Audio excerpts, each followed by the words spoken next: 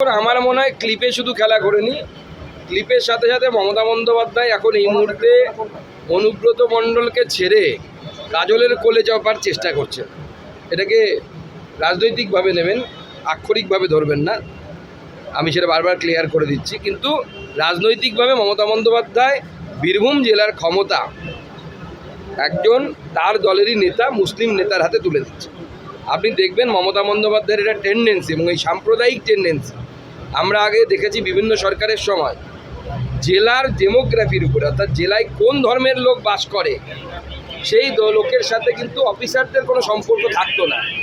কিন্তু দুর্ভাগ্যের বিষয় এখন লক্ষ্য করে দেখবেন মমতা বন্দ্যোপাধ্যায়ের টেন্ডেন্সি থাকে, কোনো জেলাতে যদি 30% বা তার কাছাকাছি বা তার উপরে যদি মুসলিম থাকে, সেই এলাকার এসপি, সেই এলাকার ডিএম, এসডিও, এসডিপিও মুসলিম দেওয়ার চেষ্টা করা হয়। ঠিক সেইভাবে রাজনৈতিক ক্ষমতাও হিন্দু অনুব্রত মণ্ডলের হাত থেকে তুলে মুসলিম কাজল শেখের হাতে বীরভূমে তুলে দেওয়া হচ্ছে।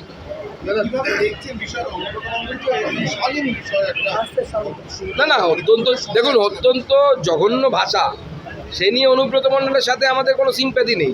কিন্তু আমার বক্তব্য, আপনারা যদি ভেবে থাকেন যে শুধু অনুব্রত মণ্ডলই পুলিশের সাথে এইভাবে কথা বলে, তাহলে আপনারা মূর্খের স্বর্গে বাস করছেন। তৃণমূলের 90% নেতা পুলিশ অফিসারদের সাথে এইভাবে কথা বলে।